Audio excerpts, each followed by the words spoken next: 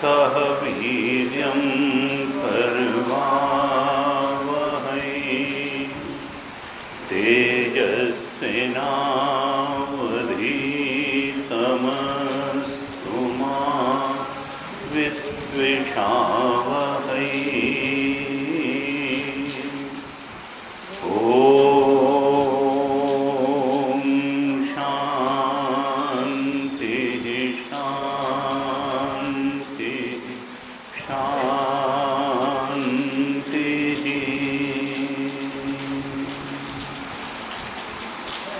सदाशिवसमारम्भां शङ्कराचार्यमध्यमाम् अस्मदाचार्यपर्यन्तां वन्दे गुरुपरम्पराम्।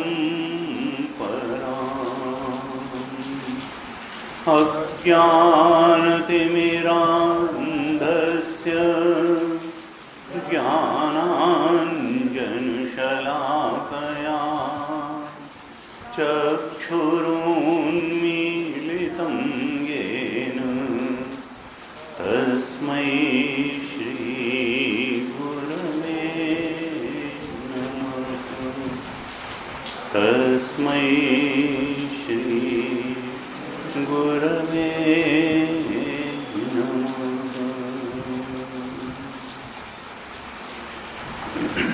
शांति मंत्र का पाठ। ओम भद्रं कर्णेभिः शृणुयाम देवाः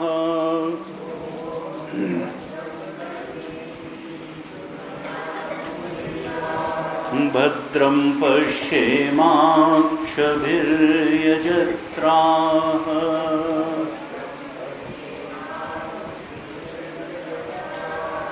स्थिरैरङ्गैस्तुष्टुवागंसस्तनूभिः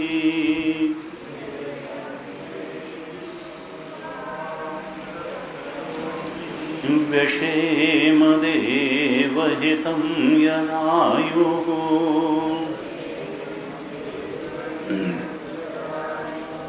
स्वस्ति न इन्द्रो वृद्धश्रवाः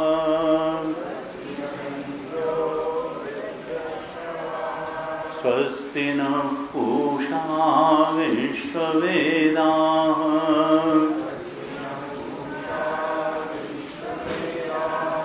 स्वस्ति नस्तार्क्ष्यो अरिष्टनेमिः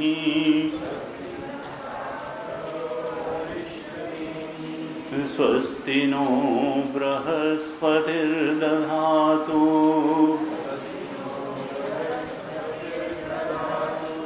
ओम शांति शांति शांति।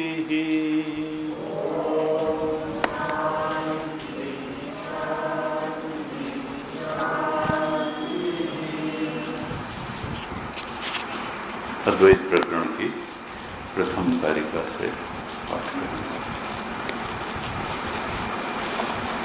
ओम उपासनाश्रितो धर्मः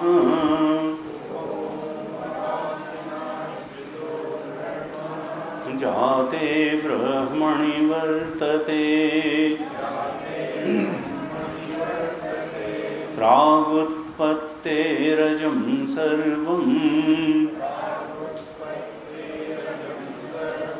तेनासौ कृपणः स्मृतः अतो वक्ष्याम्यकार्पण्यम् अजाति समतां गतम् यथा न जायते किंचित् जायमानं समन्ततः आत्मा ह्याकाशवज्जीवैः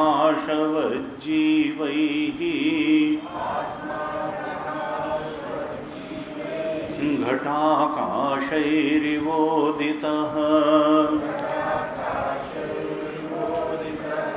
घटादिवच्च संघातैः जाता वेतन्निदर्शनम्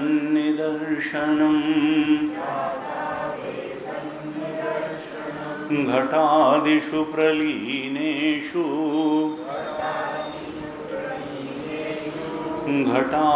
घटाकाशादयो यथा आकाशे संप्रलीयन्ते तद्वज्जीवा इहात्मनि यथैकस्मिन् घटाकाशे रजो धूमादिभिर्युते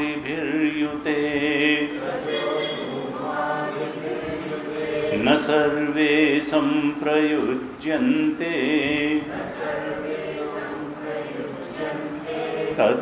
तद्वज्जीवाः सुखादिभिः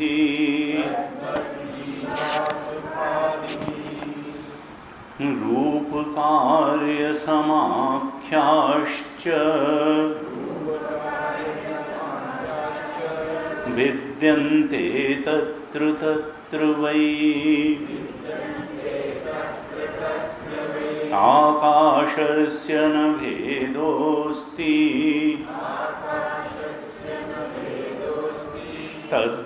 तद्वज्जीवेषु निर्णयः नाकाशस्य घटाकाशः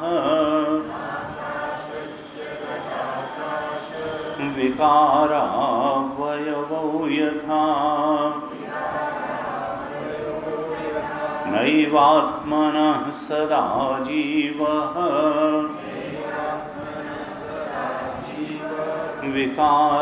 विकारावयवौ तथा यथा भवति बालानां गगनं मलिनं मलैः तथा भवत्यबुद्धानां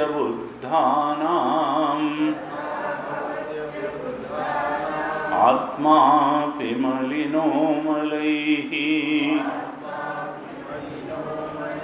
मरणे संभवे चैव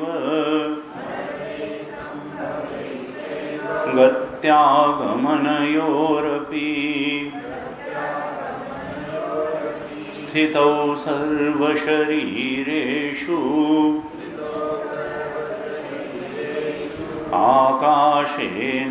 आकाशेनाविलक्षणः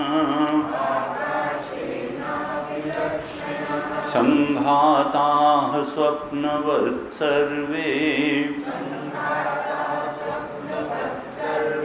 आत्ममाया विसर्जिताः आधिक्ये सर्वसाम्ये वा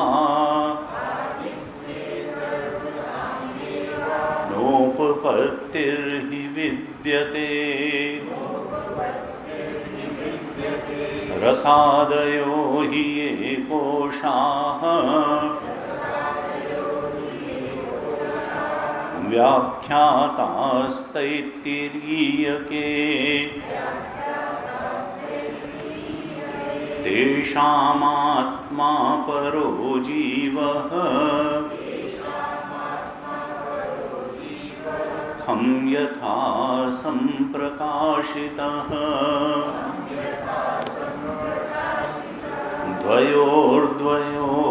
द्वयोर्मधुज्ञाने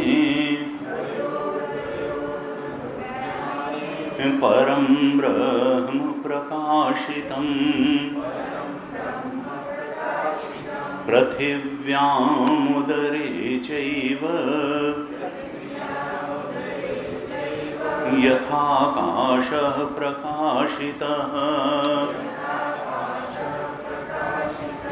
जीवात्मनोरनन्यत्वम् अभेदेन प्रशस्यते नानात्वं निन्द्यते यच्च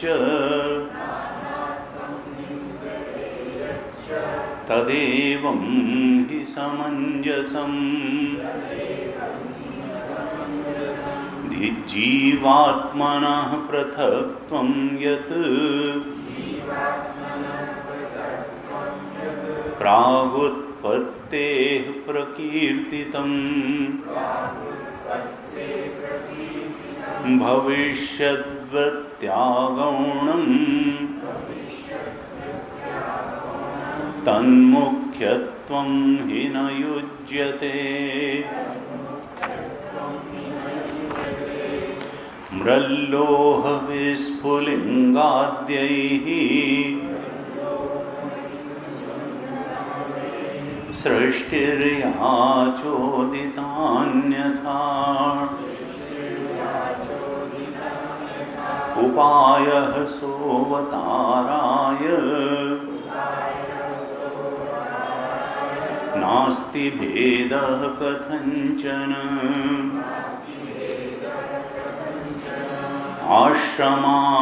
आश्रमास्त्रिविधाहीन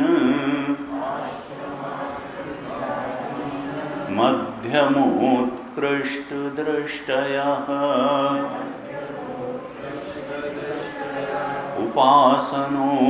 उपासनोपदिष्टेयम् तदर्थमनुकंपया।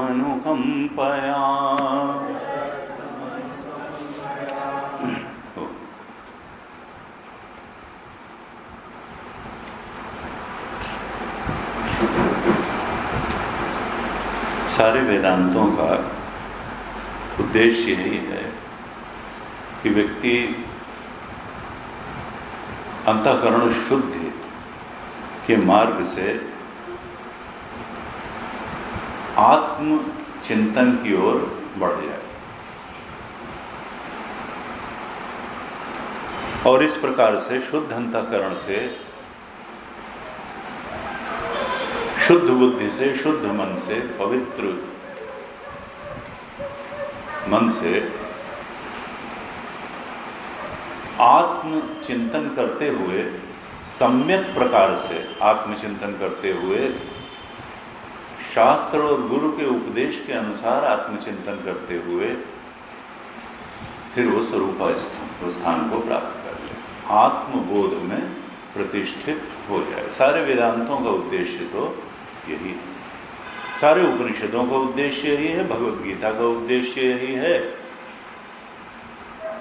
जो हमारा प्रस्थानत्रयी है उसका उद्देश्य यही है। और हमारे यहाँ तो गंगा स्नान का भी वास्तव में उद्देश्य यही है, तीर्थ यात्रा का भी उद्देश्य यही है, क्योंकि मनुष्य जीवन का उद्देश्य यही है और इसके अलावा कोई उद्देश्य हो नहीं। बाकी सब पड़ाव हैं, उद्देश्य नहीं हैं। चरम और परम उद्देश्य तो अपने स्वरूप के ज्ञान में, बोध में प्रतिष्ठित हो जाना है। कर्म का भी उद्देश्य यही है, पूजा का उद्देश्य यही है, सब कुछ का उद्देश्य यही है कि अंतःकरण की शुद्धि हो जाए और शुद्ध अंतःकरण से आत्मचिंतन, आत्मा के सही स्वरूप के चिंतन में ये वृत्ति लग जाए और लगी रहे और इस प्रकार से फिर आत्मबोध की प्राप्ति हो जाए।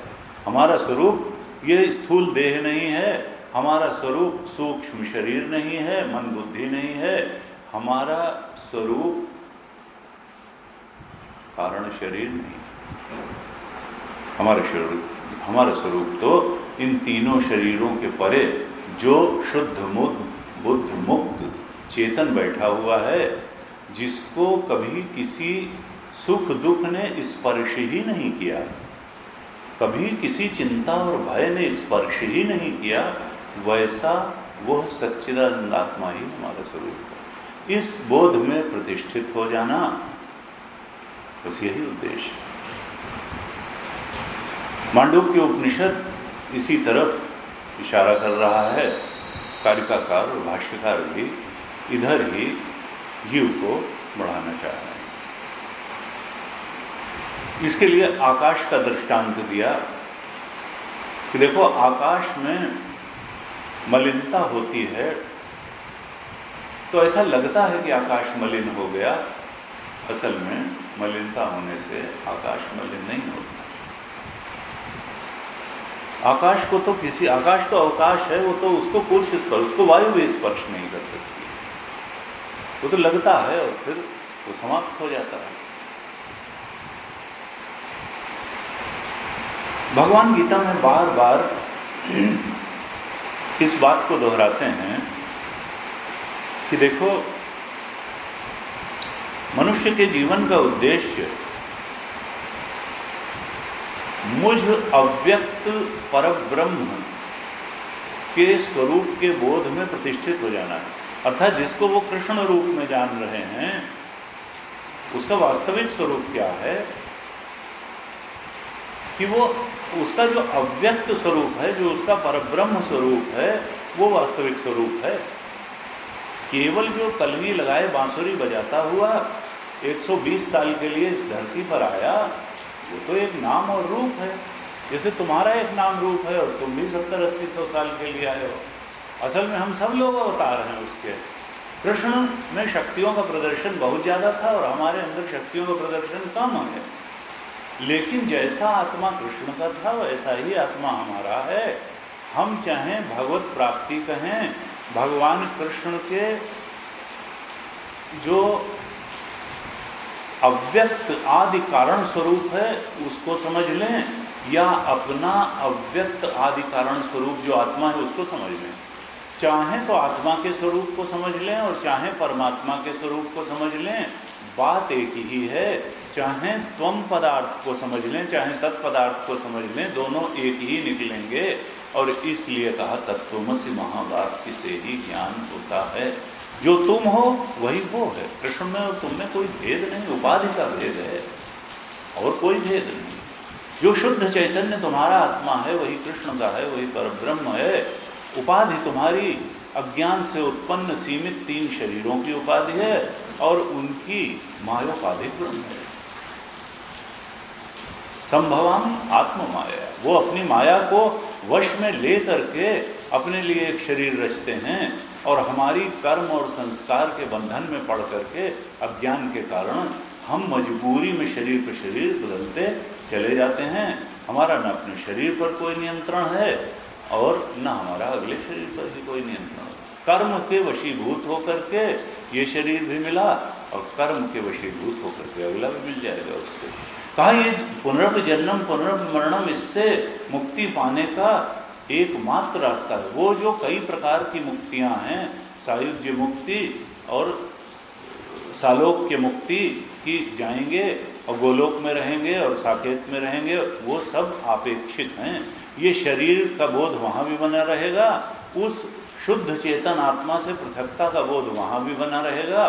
तो सब आपेक्षिक मुक्तियाँ हैं। वास्तविक मुक्ति अपने आत्मस्वरूप में प्रतिष्ठित हो जाना ही है। स्वरूपावस्थान की मुक्ति ही वास्तविक मुक्ति है। जब तक ये नहीं मिलेगी तो गीता में भगवान ने कहा कि आ ब्रह्म भुवना लोकाः पुनरावर्तिनोर्जुन, ब्रह्मलोक तक भी चले जाओगे तो वापस आने की संभावना हो सकती है। इसलिए तुम तो मुझे जानो, मुझे जानने के बाद ये पुनरावृत्ति का चक्कर ही समाप्त हो जाता है। जो मुझे पा लेता है अर्थात अपने आत्मा को पा लेता है, सच्चिदानंद स्वरूप के बोध में प्रतिष्ठित हो जाता है, उसके लिए फिर पुनर्जन्म न विद्यते। उसके लिए पुनर्जन्म नाम की कोई, कहाँ पुनर्जन्म लेगा, कौन लेगा? वो तो सब जगह हैं आत्मदेव। ये जो अविद्या से तुम अपने को जीव माने बैठे थे, वो अविद्यक संसरण भी था, वो स्वप्नवत ही संसरण था। हाँ, तो कुछ था ही नहीं, सत्य तो वही था।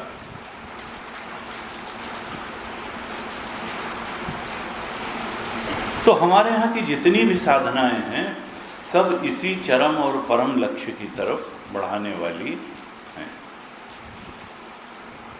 गीता में भगवान ने कहा कि देखो,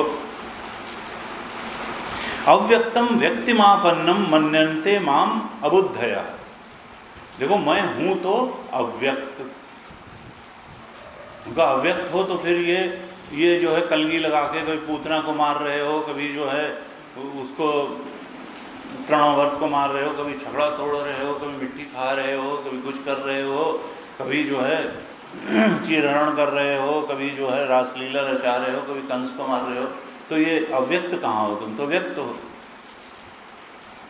कहते हैं वास्तव में तो मैं अव्यक्त ही हूं, और जो मुझे व्यक्ति के रूप में देखता है, मनुष्य के रूप में देखता है, अव्यक्तम व्यक्तिम आपन्नम मन्यते माम अबुद्धयः, जिसको मैं मनुष्य रूप में ही खाली दिखाई पड़ता हूं, वो कैसा है? अबुद्धयः है, मूर्ख है, मूढ़ है, अबुद्धयः है। जो मुझे केवल एक व्यक्ति के रूप में जानता है वो बुद्धिमान नहीं है। मैं तो अव्यक्त हूं। जो मुझे व्यक्तित्व का आरोपण करके ही देखता है वो अबुद्धयः है। और वो ऐसा क्यों देखता है? क्योंकि परम भावम अजानंता, वो मेरे जो परम भाव है उसको नहीं जानता, उसके प्रति वो उसको बोध ही नहीं है। परम भावम, परम भाव क्या है? कि मैं समस्त भूतों का आदि कारण हूं और मैं ही दृष्टा बन करके बैठा हुआ हूं, मैं ही अधिष्ठान हूं, मैं ही दृष्टा हूं। ये मेरा परम भाव है। परम भाव को जो नहीं जानेगा, मैं अव्यक्त हूं, वो मुझे फिर व्यक्ति के रूप में देखेगा और वो अबुद्धयः है, वो बुद्धयः नहीं है। कहा परम भावम अजानन्तो मम अव्ययम अनुत्तमम। अनुत्तमम, मेरा जो सर्वश्रेष्ठ रूप है वो क्या है? अनुत्तमम, सर्वश्रेष्ठ पहचान मेरी क्या है? कि मैं अव्यय हूं, मैं तो कभी कुछ बना ही नहीं। सच्चिदानंद से, चेतन से कोई सृष्टि वास्तव में संभव नहीं होती। वो मैं अव्यय कारण हूं, सारी सृष्टि का अव्यय कारण हूं। मैं अव्यक्त हूं, मैं अव्यय हूं, ये मेरा परम भाव है। जो इस परम भाव को नहीं जानता वो फिर मुझे व्यक्ति के रूप में जानता है, वो अबुद्धयः है। क्या कहना चाहते हैं कि देखो, जो मेरा सर्वोत्तम भाव है, परम भाव है, वो अव्यय है और अव्यक्त है। इस रूप में मेरे उस सच्चिदानंद, अपने आत्मा या मुझ परमात्मा वो जो सच्चिदानंद स्वरूप है उस भाव को जानो। और वो अपनी आत्मा को जान करके ही जाना जा सकता है। फिर द्वैत ही खत्म हो जाता है। फिर ना हमारे शरीर का कोई महत्व है और ना उस विग्रह का कोई महत्व है जो भगवान जिस विग्रह को धारण करके अवतार लेकर के आते हैं। आत्मज्ञानी तो सत्य पर पहुंच गया। गुरुदेव बार बार कहते थे कि देखो, इस अव्यक्त और अव्यय भाव को जानेगा कौन? अबुद्धयः तो कह दिया, इसको नहीं जानते, तो बुद्धयः कौन है? बुद्धिमान होने का तरीका क्या है? इस अव्यय अव्यक्त परम भाव को जानने का तरीका क्या है? उस बोध में प्रतिष्ठित होने का तरीका क्या है? तो गुरुदेव बार बार कहते थे कि देखो, अंतःकरण को शुद्ध करना। जिसका अंतःकरण जितना अधिक शुद्ध होगा और स्थिर होगा, क्योंकि शुद्ध और स्थिर अंतःकरण ही एकाग्र भाव से आत्मचिंतन कर सकता है और उस चिंतन से प्राप्त बोध में प्रतिष्ठित भी रह सकता है, स्थित भी रह सकता है। इसलिए बार बार कहते हैं कि अंतःकरण की शुद्धि और अंतःकरण की स्थिरता बहुत आवश्यक है। गुरुदेव कहते हैं जितना अधिक शुद्ध और स्थिर अंतःकरण होगा उतना ही उसमें से चैतन्य का प्रकाश ज्यादा से ज्यादा अभिव्यक्त होगा। और जब बहुत ज्यादा अभिव्यक्त होने लगता है तो ऐसे लोगों को ही लोग पीर, पैगंबर, सद्गुरु कहने लगते। का देखो, इसलिए चित्त की स्थिरता, चित्त की शुद्धि, ये दोनों बहुत आवश्यक है। क्योंकि अंत में उस चैतन्य का प्रकाश हमारे अंदर से भी, हमारी इंद्रियां उसी चैतन्य के प्रकाश में काम कर रही हैं, मन उसी चैतन्य के प्रकाश में अनुभव कर रहा है, मनन कर रहा है, बुद्धि उसी के प्रकाश में निर्णय ले रही है, स्थूल शरीर भी उसी की चेतना से काम कर रहा है। लेकिन उसका वास्तविक जो अधिक से अधिक प्रकाश होना है वो स्थिर और शुद्ध अंतःकरण में ही होगा। का देखो, लेकिन जो शुद्धि और एकाग्रता को पाना है वो केवल मूर्ति पूजा से या गुरु के पास जाकर के उसके चरण स्पर्श कर लेने से नहीं मिलने वाली। अगर मूर्ति ही भगवान होती तो उसके जाने से ही आत्मज्ञान हो जाने वाला था। मूर्ति के पास जाने से ना आज तक किसी को आत्मज्ञान हुआ ना होगा। गुरु के पास जा करके बैठ जाने से न किसी को आज तक आत्मज्ञान हुआ ना हो जाएगा। क्यों? क्योंकि मूर्ति जिस चीज का प्रतीक है वो असली सत्ता है। झंडा हिंदुस्तान नहीं है। हाँ, प्रतीक जरूर है हिंदुस्तान का। अपनी श्रद्धा अर्पित करने के लिए झंडे को जब हम सैल्यूट देते हैं, नमस्कार करते हैं, तो मानो हमने हिंदुस्तान को नमस्कार कर लिया। इसी प्रकार से मूर्ति उस परमात्मा का प्रतीक है और हम अपनी श्रद्धा अर्पित कर सकते हैं उस मूर्ति के सामने जाकर के, गुरु के सामने जाकर के। गुरु भी प्रतीक है। ईश्वरो गुरुरात्मेति मूर्ति भेद। ये केवल गुरु, मूर्ति और ईश्वर का, मूर्ति का भेद है। असल में तत्व तो वही है। इसको समझ करके, मूर्ति पूजा का प्रयोजन समझ करके, गुरु का प्रयोजन समझ करके और इन दोनों से लाभ उठा करके अंत में आत्मबोध में ही प्रतिष्ठित होना है। इनको केवल माध्यम बनाना है। इनको माध्यम बना करके उस परम लक्ष्य आत्मबोध की तरफ बढ़ा जा सकता है। लेकिन अगर केवल मूर्ति पूजा और गुरु सेवा को ही, ये साधन है मूर्ति पूजा और गुरु सेवा, ये साध्य नहीं है। अगर इस साधन को ही साध्य मान लिया तो समझो कि फिर साध्य तक पहुंचना ही मुश्किल हो जाएगा। इनका उद्देश्य, गुरु सेवा से भी चित्त शुद्धि होगी, मूर्ति पूजा से भी चित्त शुद्धि होगी, एकाग्रता आएगी, लेकिन फिर आत्मचिंतन से ही आत्मबोध की प्राप्ति होगी। गीता जी में भगवान ने फिर चेताया। पहला श्लोक जो हमने बताया, अवजानन अव्यक्तम व्यक्तिमापन्नम, ये 7वें अध्याय का 24वां श्लोक था। इसी बात को 9वें अध्याय के 11वें श्लोक में भगवान ने फिर रिपीट किया। 7:24 में कहा और फिर 9:11 में फिर रिपीट किया। और वहां पर उनको केवल मनुष्य रूप में मानने वालों को अबुद्धया कहा था। 7:24 में उनको बुद्धू कहा था, अबुद्धया कहा था, और 9:11 में उनको मूढ़ कह दिया। भगवान कठोर शब्दों का प्रयोग क्यों कर रहे हैं? क्योंकि वो चाहते हैं कि देखो आत्मबोध की तरफ बढ़ जाओ। वहां 9:11 में कहते हैं, 9/11 है, बिल्कुल बम्बार्डमेंट होगा, यहां सब जो है भौतिकता नष्ट हो जाएगी। 9/11 में क्या है?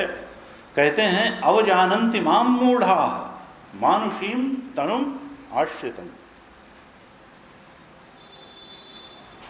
अवजानन्ति माम मूढ़ा, जो मूढ़ लोग हैं वो मुझे मानुषीम तनुम आश्रितम जानते हैं, यानी मैं इस मनुष्य शरीर वाला हूं ऐसा मुझको जानते हैं। और ऐसा जान करके अवजानन्ति, अवजानन्ति का मतलब क्या है? अनादर करते हैं। मुझे मनुष्य जान करके और मनुष्य रूप वाला जान करके मेरा अनादर करते हैं। और वो उनको टाइटल क्या दिया? मूढ़ा।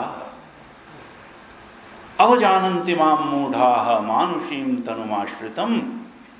फिर कहा परम भावम अजानन्ता, क्योंकि वो मेरे परम भाव को नहीं जानते हैं। परम भावम अजानन्त मम भूत महेश्वरम। मैं कैसा हूं? मैं तो सारे भूतों का महान ईश्वर हूं। सारे भूतों का, सारे जीवों का, सारे प्राणियों का, सारे जगत का मैं ही महान ईश्वर हूं। मैं ही आदि कारण हूं और मैं ही अधिष्ठान हूं। मैं ही अधिष्ठान हूं। दृष्टा बन करके भी मैं बैठा हूं, अधिष्ठान बन करके मैं बैठा हूं। सत्ता तो एकमात्र मेरी ही है, चाहे जीव की हो या जगत की हो। कहा ये मेरा जो परम भाव है उसको न जानने के कारण मुझे मनुष्य तन आश्रित जानते हैं और इस प्रकार से मेरा अनादर करते हैं। और ये लोग कैसे हैं? भाई ये तो मूढ़ हैं। ये मूढ़ हैं। क्यों? क्योंकि ये आत्म तत्व को छोड़ करके केवल रूप को ही पकड़े रहते हैं। पकड़ना किसको है? आत्म तत्व को। और ये पकड़े रहते हैं रूप को। इसलिए कहा कि ये मूढ़ हैं। फिर भगवान 9वें अध्याय में ही कहते हैं 13वें श्लोक में कि कौन फिर मूढ़ नहीं है, कौन अबुद्धया नहीं है, और वो क्या करता है, और वो मुझे किस रूप में जानता है। तो कहा महात्मानस्तु माम पार्थ दैवीं प्रकृतिमाश्रिताः भजन्ते अनन्य मनसः ज्ञात्वा भूत आदिम अव्ययम्। जो महात्मा हैं, अर्थात जिन्होंने ये जान लिया कि आत्म चित्त शुद्धि करके आत्मचिंतन के मार्ग से आत्मबोध में प्रतिष्ठित होना है, ये सही रास्ता है। अर्थात ज्ञान मार्ग से चल करके जो पहुंच गए। महात्मानस्तु माम पार्थ दैवीं प्रकृतिमाश्रिता। उन्होंने रास्ता कौन सा पकड़ा? मुझे मनुष्य रूप में समझा नहीं। पहले तो दैवीं प्रकृतिमाश्रिता हुए, यानी अंतःकरण शुद्धि की। जो विकार थे उनको त्यागा, आसुरी वृत्तियों को त्यागा और दैवी वृत्तियों को अपने मन में लाए। यही तो अंतःकरण शुद्धि का तरीका है। उन्होंने अपनी प्रकृति से जो जो आसुरी संपत्ति उसको तो निकाला, अहंकार को निकाला, घृणा को निकाला, जो जो दोष कहे गए। तो दैवीं प्रकृतिमाश्रिता, पहला काम तो अंतःकरण की शुद्धि की, दैवीं प्रकृति के आश्रित हुए। और फिर क्या किया? भजन्त्य अनन्य मनसः ज्ञात्वा भूतादिम अव्ययम्। अनन्य मन से मेरी भक्ति की। और ऐसे ही भक्ति की? कहा नहीं। अनन्य भक्ति किसकी हो सकती है? अनन्य भक्ति ज्ञानी की हो सकती है। तो क्या हुआ? उन्होंने मेरा सच्चे स्वरूप का ज्ञान प्राप्त किया, तब भजन्ते अनन्य मनसा सिद्ध हो पाया। और वो क्या ज्ञान किया? ज्ञात्वा भूत आदिम अव्ययम्। जब उन्होंने ये जान लिया दैवीं प्रकृति के आश्रित होकर के कि सारे भूतों का कारण मैं ही हूं और मैं ही अव्यय परमात्मा हूं, अर्थात सत्ता खाली हमारी है। सत्ता खाली चैतन्य की है सत्ता। अव्ययम और भूत आदिम, इस प्रकार से मुझे जान लिया कि ये चैतन्य आत्मा जो है वही सब भूतों का आदि कारण है और अव्यय कारण है। जब इस चैतन्य आत्मा को ही सारे भूतों का आदि कारण और अव्यय कारण जान लिया, ज्ञात्वा आदिम भूत आदिम अव्ययम, ज्ञात्वा भूत आदिम अव्ययम, तब फिर क्या हुआ, उनका सिद्ध हुआ कि भजन्ते अनन्य मनसा। अब उनका मन जाए कहाँ? एक बार सच्चाई को जान लेने के बाद फिर झूठ की भक्ति करना तो संभव ही नहीं। तब भगवान ने कहा कि एक भक्तिर विशिष्य थे, 7वें अध्याय में कहते, ज्ञानी को कहा कि उसकी तो एक भक्ति होती है। क्यों? क्योंकि उसके अलावा तो दूसरी चीज ही नहीं, वो भजेगा किसको? जब मिथ्या जान लिया तो सत्य को, मिथ्या को मिथ्या जान लिया, सत्य को सत्य जान लिया, तो फिर सत्य को छोड़ करके मिथ्या को भजा ही नहीं जा सकता। इसलिए कहा ज्ञानी तो आत्मा ही होंगे। एक भक्तिर विशिष्य थे। तो कहा देखो, भगवान गीता में भी वही बात कह रहे हैं कि मुझे आदि कारण अव्यय कारण जान करके आत्मबोध ही चाहते हैं और उसी में प्रतिष्ठित रहते हैं। भगवान प्रेरित कर रहे हैं कि देखो,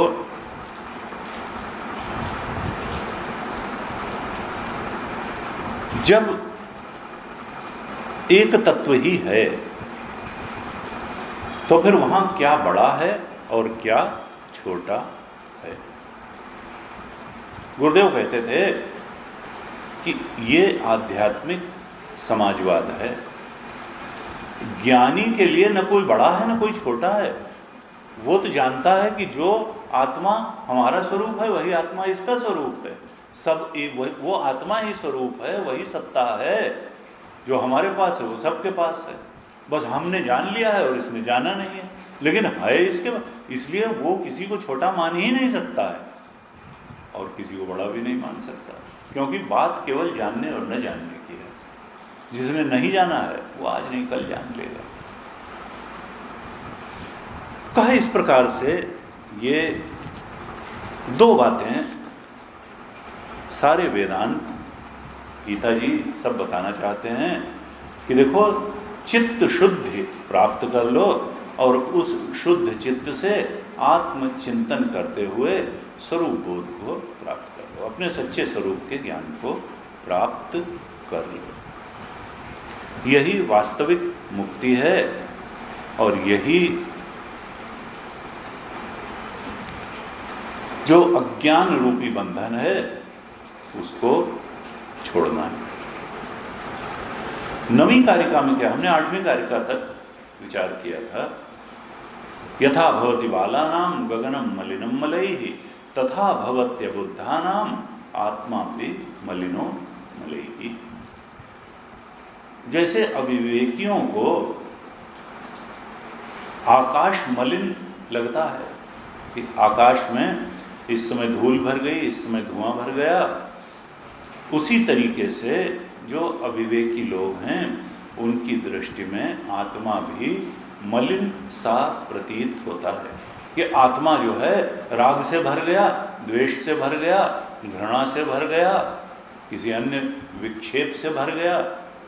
आत्मा जो है उसको तो कोई छू, जैसे आकाश को कोई मलिनता छू नहीं सकती, ऐसे ही आत्मा को कोई गुण या दोष स्पर्श भी नहीं कर सकते, अछूता है आत्मा। ऐसी 8वीं कारिका ने ये बताया था और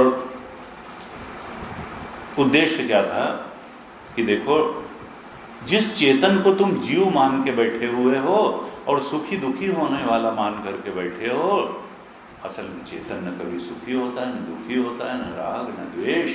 ये सब तो अज्ञान के कारण उस चेतन में आरोपण है। देखो, सुखी दुखी होने वाला ये मन है, मान अपमान से ग्रस्त होने वाली बुद्धि है, शीत और उष्ण से प्रभावित होने वाला ये स्थूल शरीर है। कभी तुम शरीर के धर्म को चेतन पर आरोपित करते हो, कभी मन जो सुखी दुखी होने वाला है मन के धर्म का चेतन पर आरोपण करते हो, और कभी बुद्धि जो मान अपमान से ग्रस्त होती है उसके धर्म को चेतन पर आरोपित करते हो। ये सब बुद्धि समवायी हैं, आत्म समवायी नहीं हैं। आत्मा तो नित्य शुद्ध बुद्ध मुक्त है और उसके उस स्वरूप को केवल पहचान लेना। तो जिस समय हम उस चेतन को जीव चेतन के रूप में अनुभव कर रहे हैं, वास्तव में उस समय भी उसको कोई मल स्पर्श भी नहीं करता है। परमार्थ में जीव चेतन भी आत्म चेतन ही है, परमात्म चेतन ही है, जीव चेतन नाम की कोई चीज नहीं है। ये तो हमने उसको जीव चेतन के रूप में अज्ञान से समझ रखा है। जीव का पंच क्लेशों से असल में जीव चेतन का भी कोई संबंध नहीं है। पंच क्लेशों का संबंध उपाधि से है। अविद्या कारण शरीर है, अस्मिता, राग द्वेष, अभिनिवेश, सब पंचक्लेश जो हैं वो कारण शरीर और सूक्ष्म शरीर में है। स्थूल शरीर के नष्ट होने का डर होता है तो अभिनिवेश है, क्योंकि हमने इसको मैं मान रखा है, स्थूल शरीर को अपने आप को इसमें भर रखा है, बिल्कुल निवेश कर रखा है। कहा इस प्रकार से 8वीं कारिका में बताया था। 9वीं कारिका में क्या कहते हैं? मरणे संभवे चैव गत्यागमनयोरपि स्थितौ सर्व शरीरेषु आकाशेन अविलक्षण।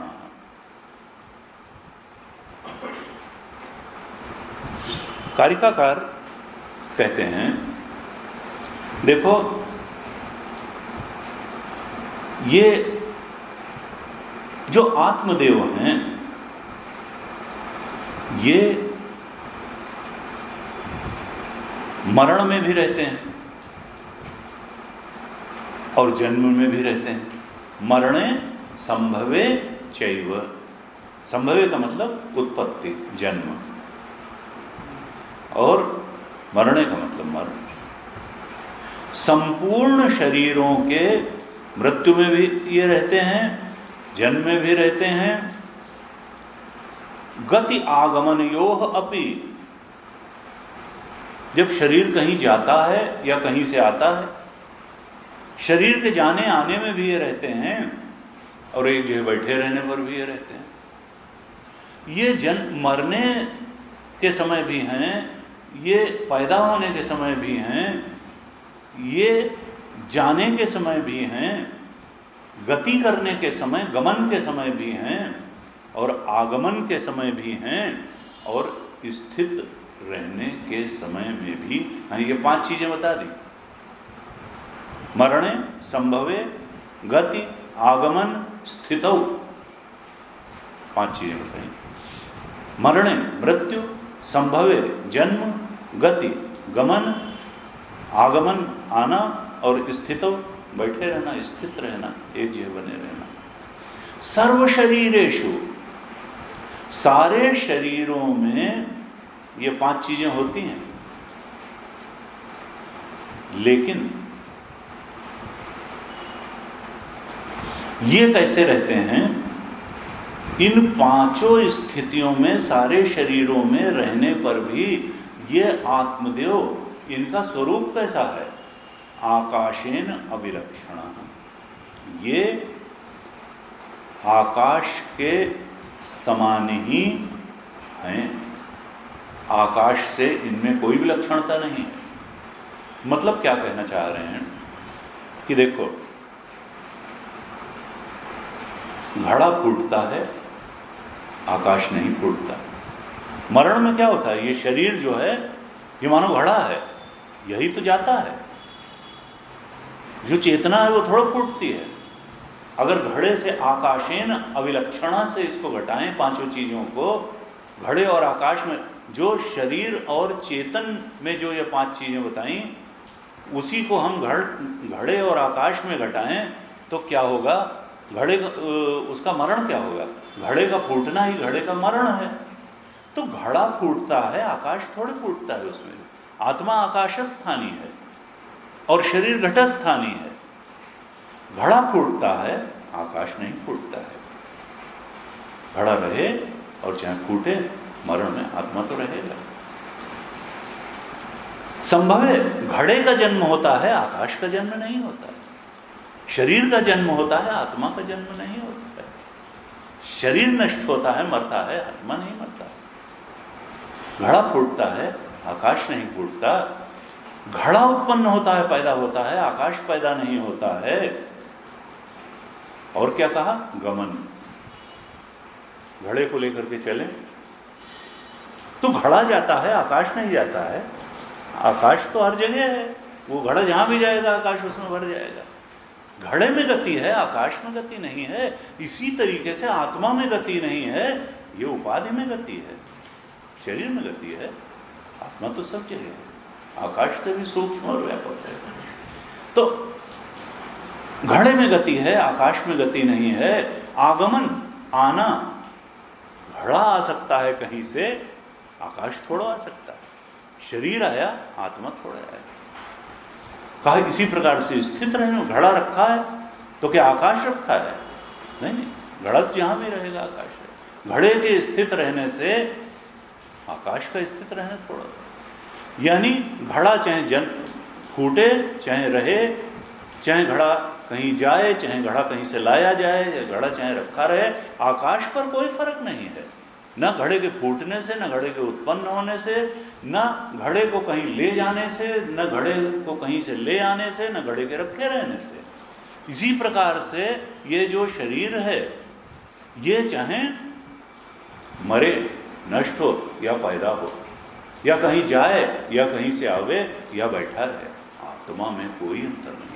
इसके मरने से आत्मा मरता नहीं, इसके पैदा होने से आत्मा पैदा नहीं होता, इसके जाने से आत्मा जाता नहीं है, इसके आने से आत्मा आता नहीं है, और इसके स्थित रहने से आत्मा स्थित नहीं होता। कहा मरणे संभवे चैव गति आगमनयोः अपि स्थितौ सर्व शरीरेषु आकाशेन अविलक्षण। इस तरह से आकाश से इसकी उपमा दे करके और फिर घड़े से शरीर की उपमा दे करके आत्मा की वास्तविक सत्ता का बोध कराने का प्रयास ये नवी कारिका कर रही है।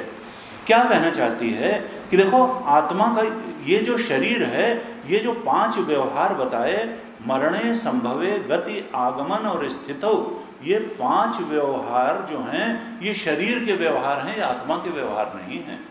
इन 5 यद्यपि आत्मा नहीं होगी तो ये 5 व्यवहार भी, शरीर तो आत्मा के बिना चलेगा नहीं, ऊर्जा तो वही है। श्रोत्र से श्रोत्रम मनसो मनोयत, वाचो हो वाचम सहो प्राणस्य प्राण, चक्षुष चक्षु अतिमुच्य धीरा। कहा देखो, इन सब व्यवहारों में रहते हुए भी आत्मा निर्विकार है और विभु है। आकाश कैसा है? आकाश निर्विकार है और विभु है। घड़ा हो और चाहे घड़ा ना हो, घड़े में को चाहे यहाँ ले जाया जाए, चाहे यहाँ लाया जाए, चाहे रखे रहे, आकाश तो हमेशा निर्विकार है और विभु अर्थात व्यापक। आत्मा तो आकाश से भी ज़्यादा सूक्ष्म है और व्यापक है और निर्विकार भी है। ये शरीर के, मन के, बुद्धि के विकारों से आत्मा विकारी नहीं होता। आत्मा तो महाकाश के समान ही निर्विकार है और विभु है। और मजे की बात, ये सारे व्यवहारों में रहते हुए भी निर्विकार है और विभु है, उनसे छू तक नहीं जाता आत्मा को कोई व्यवहार। ये 5 के 5 जो विकार हैं, ये शरीर के विकार हैं, आत्मा इन सब में रहते हुए भी इनसे अछूता है, इनसे इनका स्पर्श जो इसको नहीं होता है। क्या बताना चाहते हैं कारिकाकार कि देखो, ये जो आरोपित गुण और दोष हैं, हम खुशी मनाते हैं कि जन्म हुआ, हम दुख मनाते हैं कि मृत्यु हो गई, कोई चीज आ गई, कोई चीज चली गई। कहा देखो, जो अधिष्ठान वस्तु है, जो तत्व है, उसमें न कोई गुण का आरोपण होता है, न दोष का आरोपण होता है। वो तो अछूता रहता है, उसमें लेश मात्र भी न कुछ बनता है न बिगड़ता है। ये सब शरीर ही बन बिगड़ रहा है। दोष और गुण अंतःकरण की, बुद्धि, मन के स्तर की चीजें हैं, शरीर के स्तर की हैं। जो आरोपित गुण और दोष हैं, उनका अधिष्ठान वस्तु से, आत्म तत्व से कुछ भी लेना देना नहीं है। लेश मात्र भी अधिष्ठान वस्तु का कुछ भी बनता बिगड़ता नहीं है गुण और दोष से। यही बात इस कारिका में खोल खोल करके बताई है। हम सोचते हैं, ये हमारे कॉन्सेप्ट्स हैं कि भाई मरने के बाद स्वर्ग में जाएगा। हमारा क्या, इस्लाम का, क्रिश्चियनिटी, सभी का कॉन्सेप्ट, मरने के बाद कुछ लोग स्वर्ग जाएंगे और कुछ लोग नरक में जाएंगे। कुछ लोग स्वर्ग में जाएंगे, कुछ लोग नरक में जाएंगे। गुरुदेव कहते थे कि देखो, there can be no real transmigration of all pervading atman. अगर ऑल परवेडिंग आत्मन है, सर्वव्यापी आत्मा है, तो फिर उसका ट्रांसमाइग्रेशन कहाँ होगा, कहाँ जाएगी? जो पहले से ही सब कुछ सब जगह है, वो जाएगी कहाँ? There can be no real transmigration नहीं हो सकता है। जीव अपने आप में एक कल्पना है, और उसकी कल्पना जैसे ये शरीर है, जैसे ये जागृत है, जैसे स्वप्न है, जैसे सुषुप्ति है, ऐसे ही उसी जीव की कल्पना स्वर्ग और नरक भी है। वो भावांतर करके जैसे जागृत से स्वप्न में चला जाता है, स्वप्न से सुषुप्ति में चला जाता है, उसी तरह भावांतर करके वो जीव स्वर्ग और नरक में भी चला जाएगा। लेकिन वो कोई रियल ट्रांसमाइग्रेशन भी नहीं होगा और रियल का भी ट्रांसमाइग्रेशन नहीं होगा, क्योंकि रियल जो आत्मा है वो ऑल परवेडिंग है, और ऑल परवेडिंग का ट्रांसमाइग्रेशन संभव ही नहीं है। इसलिए नरक और स्वर्ग में वास्तव में जाना नहीं संभव है, कॉन्सेप्ट्स में जाना हो सकता है। इसीलिए कहते हैं पुनर्जन्म भी भावांतर है। ये अभी ये जन्म भी भावांतर, ये भाव रूप से हमने जन्म लिया। हम कहते हैं यथार्थ रूप से जन्म लिया है, आत्मा यथार्थ रूप से कभी जन्म ले ही नहीं सकती। ये एक भाव है हमारा कि ये शरीर हमारा है और ये मन हमारा है, ये वासनाएं हमारी हैं। There can be no real transmigration of all pervading Atman, क्योंकि all pervading Atman is non-dual, वो तो अद्वैत है। जो all pervading आत्मा है वो अद्वैत है, उसका कोई रियल ट्रांसमाइग्रेशन संभव ही नहीं है। इसलिए बोध प्राप्त संत ज्ञानी को मालूम है न कहीं आना है न कहीं जाना है, ये शरीर खत्म हो जाएगा, ये अपना लीन हो जाएगा। सूक्ष्म शरीर भंग होगा, अज्ञान कारण शरीर तो ज्ञान से भंग ही हो गया। जीवन मुक्ति पहले ही प्राप्त हो गई, और जब शरीर नहीं रहेगा तो विदेह मुक्ति भी प्राप्त हो जाएगी। अपने स्वरूप आनंद में अभी भी निमग्न हैं, और इस स्थूल शरीर के नष्ट होने के बाद भी निमग्न रहेगा। कहा ये सब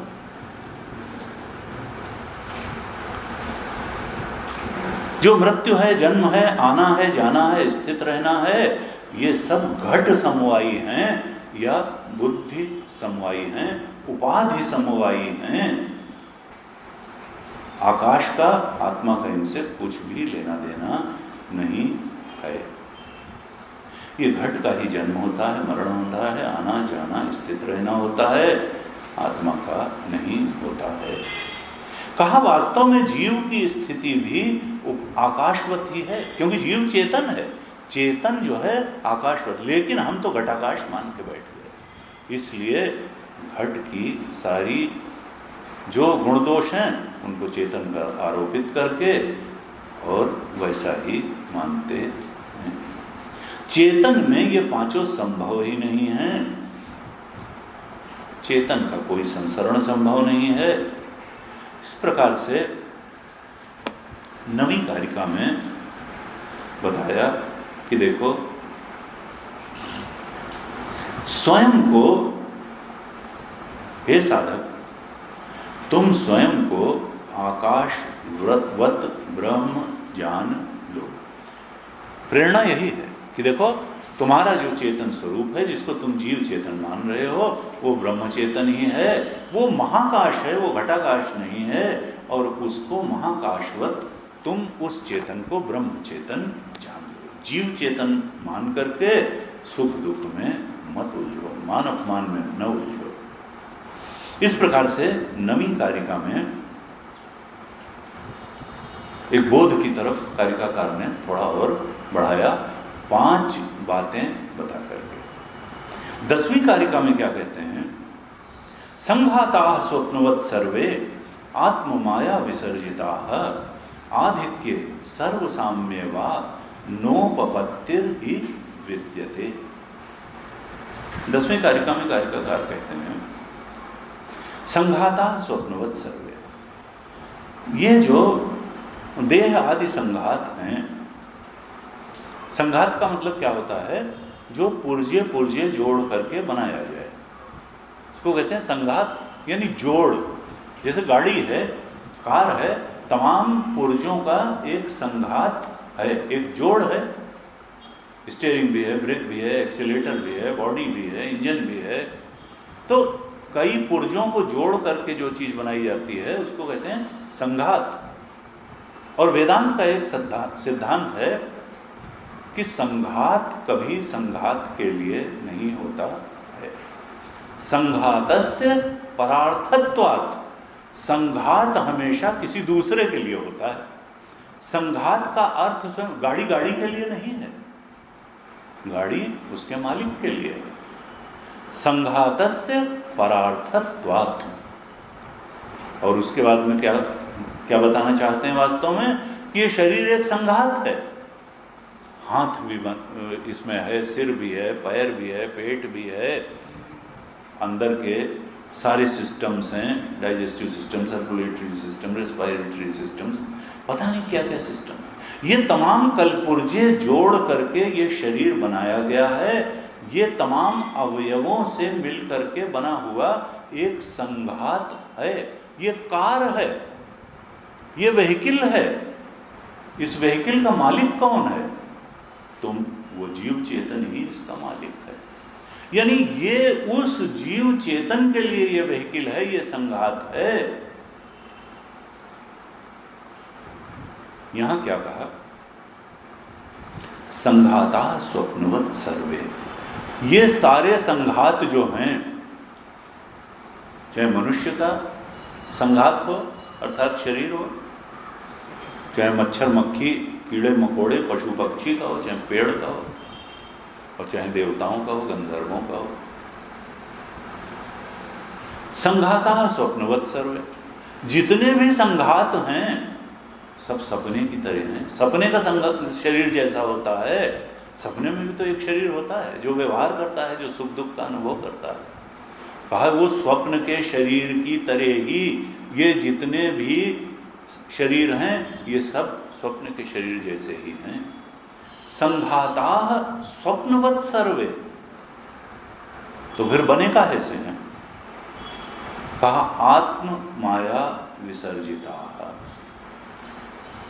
आत्मा की माया से ही बने हुए हैं। सपने का शरीर चेतन की माया से ही बना हुआ था, वो कोई था हुआ थोड़ा माइक था। लेकिन साहब जागृत का शरीर तो बहुत सॉलिड है। कहा नहीं, ये भी आत्मा की माया से ही बना हुआ है। आत्म माया विसर्जिता। तुम्हारा ही नहीं, इंद्र का शरीर भी आत्मा की माया से ही बना है। पवन देव का भी, अग्निदेव का भी, सूर्य देव का भी, इंद्रदेव का, सारे ही शरीर, सारे देहादि संघात आत्मा की माया से ही रचे गए हैं। आत्मा की माया क्या है? अविद्या। अविद्या, अस्मिता, राग, द्वेष। अविद्या के कारण ही, आत्मा के अज्ञान के कारण ही फिर हमने अपने को सूक्ष्म देहधारी मान लिया, स्थूल देहधारी मान लिया, वासनाओं का पुंज इकट्ठा कर लिया, तमाम वासनाएं इकट्ठा कर ली, वासनाजन्य इच्छाएं होने लगी।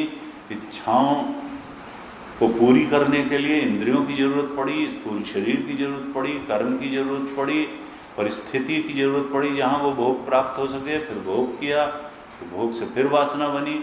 ये सब चक्र चालू हो गया। लेकिन इसके मूल में क्या है? अज्ञान।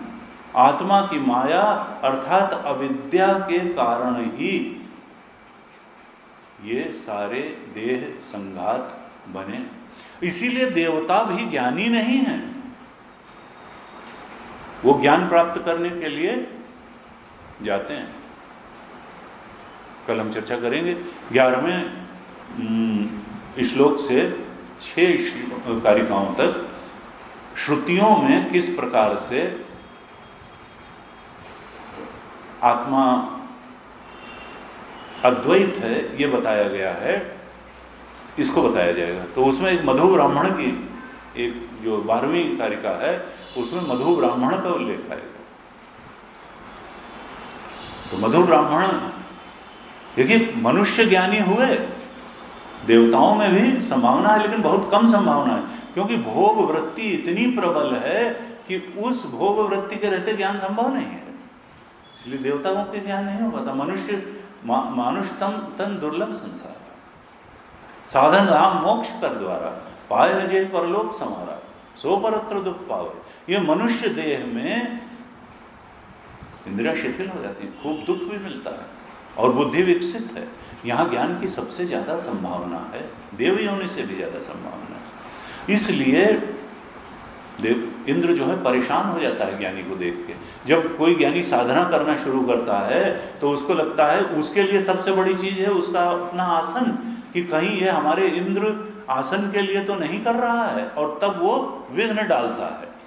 कहता है नचिकेता से कि देखो ऐसा करो कि तुम हजारों वर्ष का जीवन ले लो, ये सुंदरियां ले लो, ये रथ ले लो, ये गाजे बाजे ले लो, ये राज्य ले लो। और जब वो कहता है कि न वित्तेन तर्पणीयो मनुष्य, देखो वित्त से आदमी की तृप्ति नहीं होता।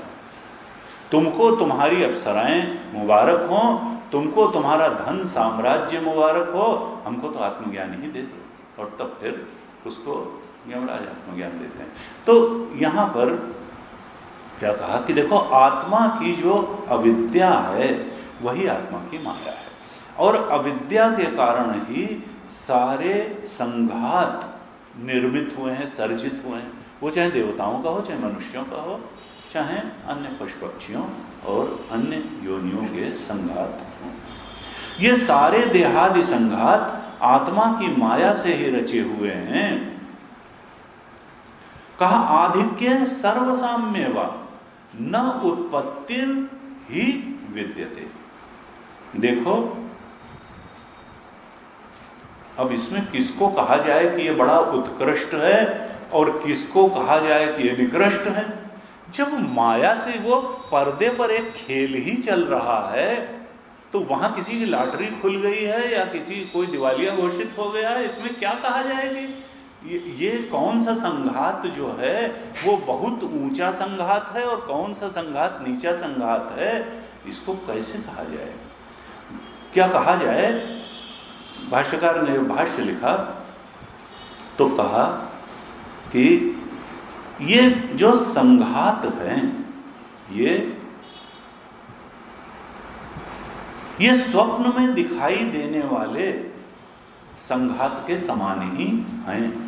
या जैसे जादूगर माया से कोई संघात रच देता है, वो होता तो है नहीं एक्चुअली, तो माया से रचे हुए, मायावी द्वारा रचे हुए संघात के समान हैं, या स्वप्न में दिखाई देने वाले देहादि संघात के समान हैं। ये आत्मा की माया से रचे हुए हैं। आत्मा की माया का अर्थ क्या है, अविद्या। इसी अविद्या के कारण ये देह आदि सारे संघात अविद्या के द्वारा ही खड़े किए गए हैं। माया अविद्या तया प्रत्युपस्थिता न परमार्थता संति इत्यर्थ।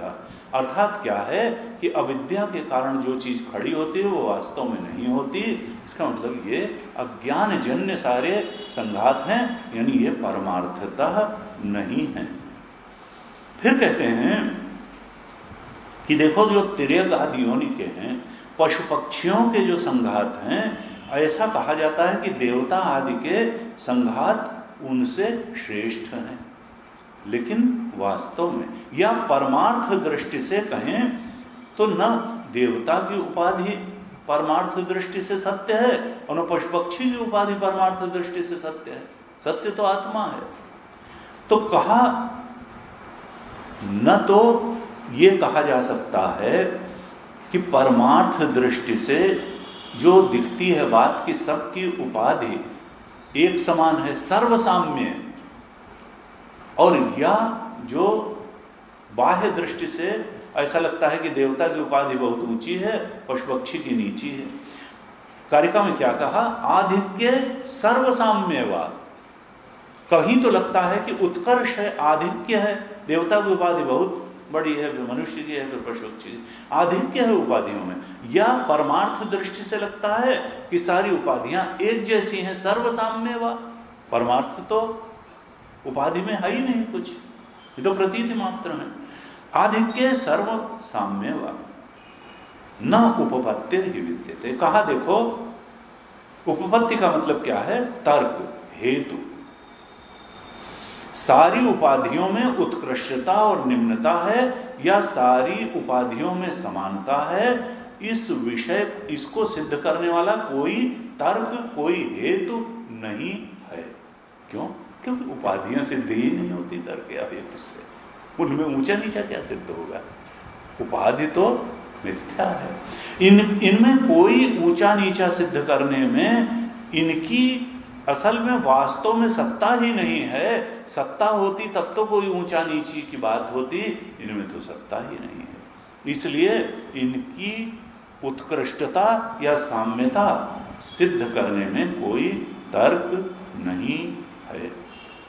इसलिए वेदांत क्या कहता है कि ये सारे संघात अविद्याकृत हैं और परमार्थता इनकी कोई सत्ता नहीं है।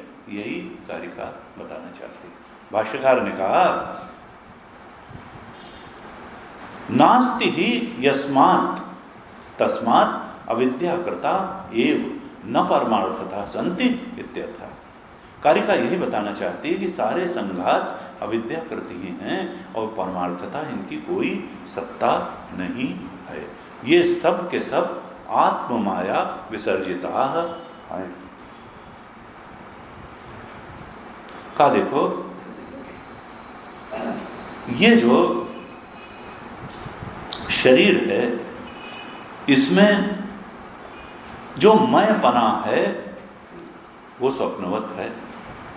असल में ये अज्ञान के कारण ही शरीर में हमने मैंपना कर लिया है। अपने स्वरूप के अज्ञान के कारण ही इस उपाधि की, तीनों शरीरों की, कारण शरीर, सूक्ष्म शरीर, स्थूल शरीर, इनकी कल्पना हुई है और अज्ञान के कारण ही हमने इस संघात में कलपुर्जों को जोड़ करके बने हुए इस देह में मैंपना कर लिया। का देखो, जब पंचभूत है ही नहीं तो फिर छोटा बड़े की क्या बात है और बराबर की भी क्या बात है। जो चीज पैदा ही नहीं हुई उसमें आधिक्य का क्या कहा जाए और सर्वसाम्य क्या कहा जाए, ये कारिका बताना चाहिए। वेदांत में इस प्रपंच को मिथ्या बताने के लिए जो सबसे बड़ी युक्ति मानी जाती है वो है, पहले भी हमने चर्चा की है, कि स्व अभाव अधिकरणे भासमानत्वम मिथ्यात्वम। ये मिथ्या की सबसे तगड़ी परिभाषा वेदांत देता है। बहुत तरीके की हैं, 8-10 युक्तियां, जिसमें सबसे बड़ी युक्ति ये मानी जाती है मिथ्या की कि स्व अभाव अधिकरणे भासमानत्वम मिथ्यात्वम। स्व अभाव अधिकरणे, अधिकरण का मतलब अधिष्ठान, सबस्ट्रेट। जहां किसी चीज का अभाव हो और वहां वो चीज दिखाई देने लगे, स्व अभाव अधिकरणे, अपने अभाव के अधिष्ठान में, सबस्ट्रेटुम में, अधिकरण में भास मानत्वम, भासमान होने वाली चीज मिथ्या होती है। वही रज्जु सर्प। रज्जु क्या है? अधिष्ठान है, वहां सर्प का नितांत अभाव है। स्व अभाव अधिकरणे, जहां सर्प का नितांत अभाव है, जिस अधिकरण में अर्थात रज्जु में, वहां अगर सर्प दिखाई देता है तो ये वो मिथ्या ही होगा। यही तो मिथ्या है। है तो आत्म तत्व, है सच्चिदानंद स्वरूप परमात्मा। और उस अधिकरण में ये जीव, ये जंतु, ये जगत, इस अनेकता से भरी हुई सृष्टि ये दिखाई देती है जहां वो है ही नहीं। स्वभाव अधिकरणे भासमानत्व मिथ्यात्व कहते हैं। इसीलिए जब एक ऑल परवेडिंग आत्मन ही है, वहां कुछ और दिखाई देता है, इसका मतलब क्या है कि वो मिथ्या है, वो प्रपंच है, वो प्रतीति है, वो भासमानता है, वो ठूंठ में भूत देखना है, वो रज्जु में सर्प देखना है। और ज्ञान से यह निवृत्त हो जाता है। मजे की बात यह है कि जब अधिष्ठान ज्ञान होगा तो सारे अध्यास की निवृत्ति हो जाएगी। अधिष्ठान, इसीलिए बार बार उपनिषद जोर दे रहा है कि देखो अपने सही स्वरूप आत्मस्वरूप को पहचान लो, फिर तुमको ये जो अनेकता है इसका मिथ्यात्व अपने आप सिद्ध हो जाएगा। तुम्हारे अपने तीनों शरीर का मिथ्यात्व भी और सारे जगत और अनेकता का मिथ्यात्व भी। ज्ञान होने पर, अधिष्ठान ज्ञान होने पर जो भासमानत्व है, मिथ्यात्व है, इसकी निवृत्ति हो जाती है। क्यों? क्योंकि केवल स्वरूप के अज्ञान से ही ये मालूम पड़ रहा था, वास्तव में इसकी सत्ता तो थी ही नहीं। का देखो वेदांत यही बार बार बताना चाहता है कि नॉन डुअलिटी है, अद्वैत है, ब्रह्म के सिवा दूसरी वस्तु है ही नहीं। और इसलिए उस ब्रह्म वस्तु के बोध में हे साधक तुम प्रतिष्ठित हो जाओ। यद्यपि तुम ये जानते रहोगे कि सारा व्यवहार उपाधि से ही होता है, उपाधि के द्वारा ही होता है और उपाधि के साथ ही होता है। आत्मा का आत्मा से कोई व्यवहार संभव नहीं। जब एक ही चीज है उसका व्यवहार कहाँ संभव है? लेकिन फिर भी सत्य तो आत्मा ही है। कहा ब्रह्म जो है वो अनिर्वचनीय है। वांग मनस अगोचरत्वेन, ये वाणी और मन से उसको जाना नहीं जा सकता, वाणी से उसका वर्णन नहीं किया जा सकता, वो मन का विषय नहीं है। गुरुदेव कहते थे कि देखो ये body mind intellect have no greater reality than the dream objects have. Dream objects की जितनी रियलिटी है उससे बढ़ करके बॉडी माइंड इंटेलेक्ट की रियलिटी नहीं है। Body mind intellect have no greater reality than the dream objects. का देखो सुप्रीम रियलिटी क्या है? का सुप्रीम रियलिटी वो तो नॉन डुअल जो तत्व है वही सुप्रीम रियलिटी है। ब्रह्म तत्व, आत्म तत्व, अद्वैत ब्रह्म तत्व ही सुप्रीम रियलिटी है। उसी सुप्रीम रियलिटी को जनवाने की तरफ जो महाकाशवत है, जो हमको जीव चेतन के रूप में अनुभव में आ रहा है, लेकिन वास्तव में जो महाकाश स्थानी ब्रह्म चेतन है, कहा देखो उसी ब्रह्म चेतन को जान करके मुक्ति है। ये अविद्या के विषय में बड़ी मजे की बात यह है, हमने पहले विषय चर्चा की थी कि साधारण रूप से जो अविद्या होती है उसका आश्रय कौन होता है? अविद्या का आश्रय तो हम ही होते हैं। कहा भाई आपको स्कूटर चलाना आता है? हाँ आता है। कार चलाना आता है? आता है। हवाई जहाज उड़ाना नहीं आता है। तो हवाई जहाज उड़ाने की अविद्या का आश्रय कौन है? हिंदी आती है? आती है। अंग्रेजी आती है? आती है। रशियन आती है? नहीं। तो रशियन भाषा को न जानने की जो अविद्या है उसका आश्रय कौन है? मैं। अविद्या का आश्रय हमेशा मैं होता है।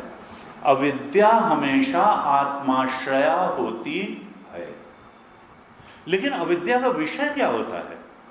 कहीं हवाई जहाज चलाना न आना, कहीं रशियन लैंग्वेज न जाना, कोई भाषा, कोई क्रिया, ये विषय होती है विद्या का, लेकिन आश्रय हमेशा खुद होते हैं। अविद्या हमेशा आत्माश्रया होती है और अविद्या का जो विषय होता है वो कहीं बाहर होता है।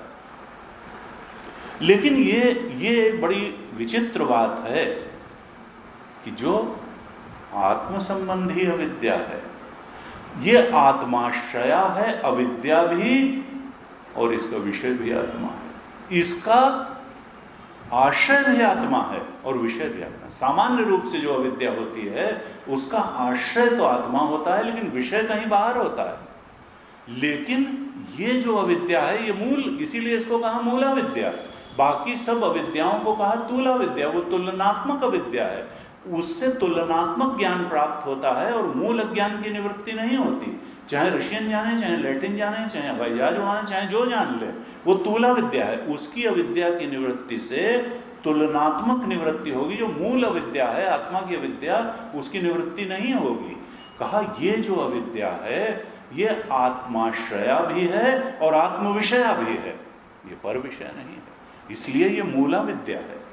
इस मूल अविद्या पर जब वेदांत वाक्य से प्रहार किया जाता है, ज्ञान का प्रहार, विचार का प्रहार किया जाता है, तो ये आत्मा का ज्ञान नष्ट हो जाता है और जो आत्मचेतन ब्रह्म चेतन है वो प्रकट हो जाता है।